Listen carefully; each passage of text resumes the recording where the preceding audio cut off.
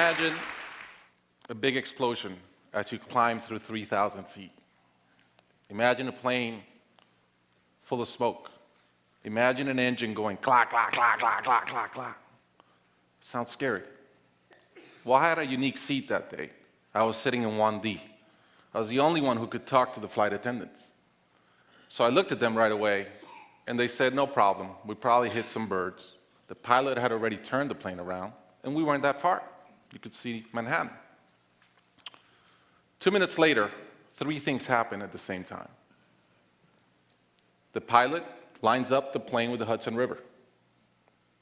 It's usually not the route.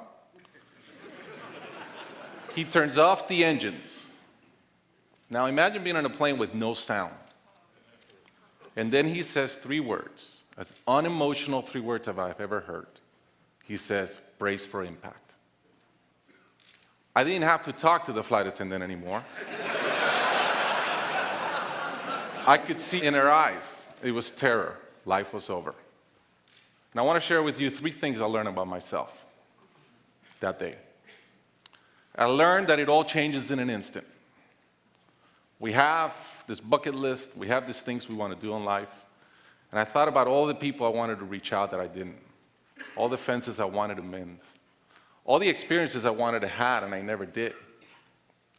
As I thought about that, later on I came up with a saying, which is, I collect bad wines. Because if the wine is ready and the person is there, I'm opening it. I no longer want to postpone anything in life. And that urgency, that purpose has really changed my life. The second thing I learned that day, and this is as we clear the George Washington Bridge, which was by not a lot, I thought about, wow, I really feel one real regret. I've lived a good life. In my own humanity and mistakes, I've tried to get better at everything I tried. But in my humanity, I also allow my ego to get in. And I regretted the time I wasted in things that did not matter with people that matter. And I thought about my relationship with my wife, with my friends, with people. And after, as I reflected on that, I decided to eliminate negative energy from my life. It's not perfect. It's a lot better.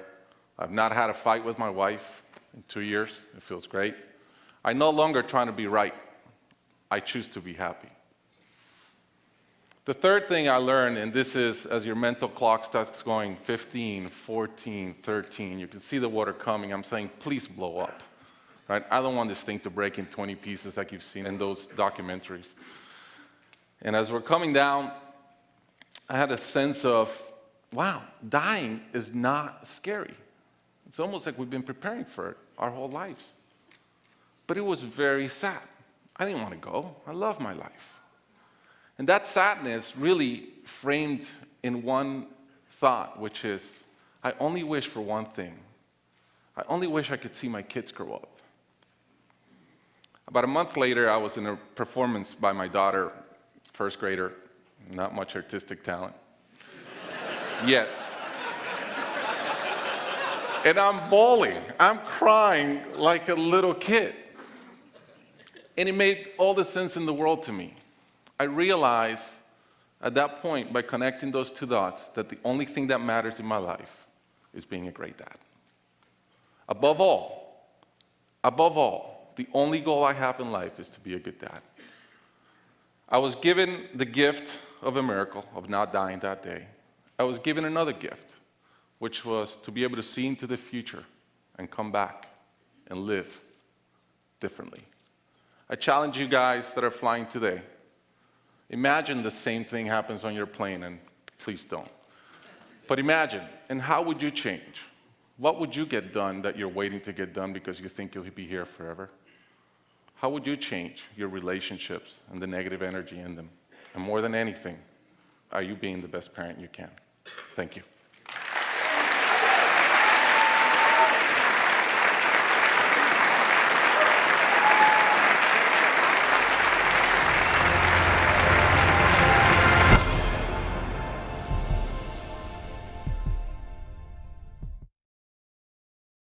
It all started in Kenya with a cup of coffee. It wasn't really coffee, it was coffee-flavoured water. We are self-confessed coffee snobs. So the key to good coffee is not burning the beans, and we really love our food. Do you want to put some flour in? Whilst we were in Kenya, I thought, well, food is generally pretty good. But we did find a lot of the time that more and more people were shifting towards a diet that was really not very healthy.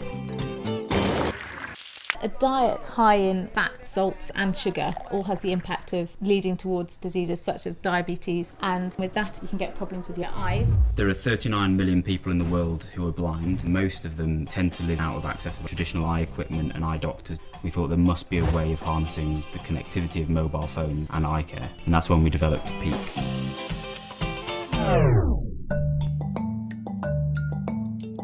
We use 3D printed adapters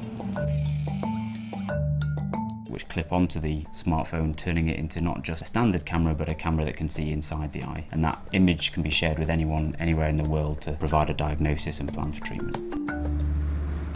When we started in Kenya, we didn't feel like we could diagnose somebody and then not do something about it. When our funds ran out, we came back to the UK and we did a sponsored blindfolded 10-kilometre run, which I nearly lost a kidney in thanks to my guide. When I was leading him towards the end, there's all these cars parked. I thought I pulled him over. Next thing I know, bang, straight into my kidney. And what was that? She said it was a car. We managed to raise a good amount, but we didn't have a way to cover this treatment in the long term. So we tried to find a way of the community funding its own treatment. And with my passion for anything eye-related and Madeline's shared passion for baking and healthcare, I thought there could be a way of connecting the two. So Madeline and I were drinking a cup of coffee, and that's where the idea of the bakery came.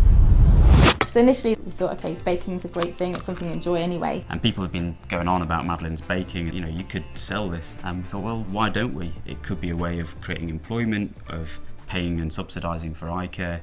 And if we're going to do it, let's make a really healthy bakery that has an impact on the community. And so we set up the Ujima Bakery, which means the community bakery.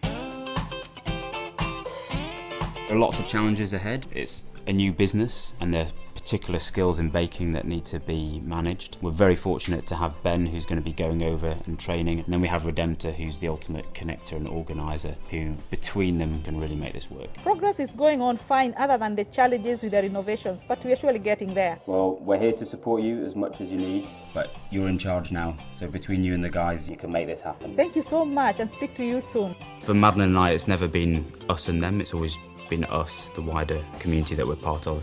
So it was an idea that was inspired by them and an idea that will be led by them. That was good. Thank you.